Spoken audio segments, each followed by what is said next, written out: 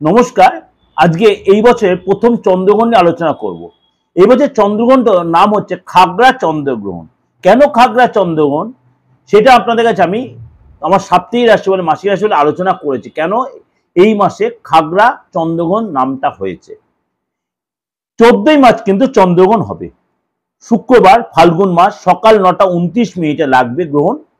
দুপুর 3:29 পর্যন্ত, সকাল 9:29 থেকে দুপুর 3:29 পর্যন্ত এই গ্রহণ থাকবে।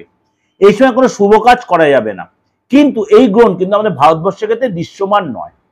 এটা হচ্ছে আদার্স কান্ট্রিগুলোতে এই গ্রহণ দেখা যাবে, সেগুলো আমি ডিটেলে বলে দিচ্ছি আমার দিগদর্শন চ্যানেলে।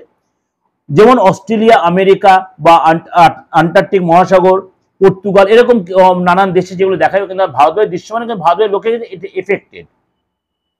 এই গ্রহণ আপনার সূতক কালটা জানতে চাইছিলেন। সূতক কাল হচ্ছে ঠিক তার 9 ঘন্টা আগে হবে, অর্থাৎ 9:29 থেকে তার 9 ঘন্টা আগে কিন্তু সূতককাল, গ্রহণের সূতককাল শুরু হবে।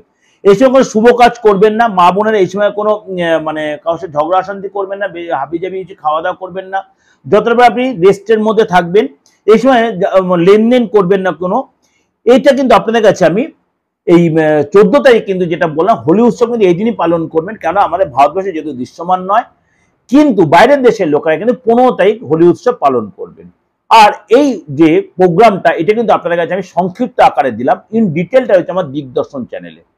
সেটা যদি আপনারা সাবস্ক্রাইব করে রেখে দেন, নোটিফিকেশনটা অন করে প্রত্যেকটা প্রোগ্রাম দেখতে, এই প্রোগ্রামটা আপনারা দেখতে। আর ফেসবুক পেজে যারা আমার ফেসবুক পেজে রয়েছেন, তারা পেজটাকে ফলো রাখুন, প্রত্যেকটা প্রোগ্রাম ফলো করুন, প্রত্যেকটা প্রোগ্রাম আপনি দেখতে পাবেন। নমস্কার, ভালো।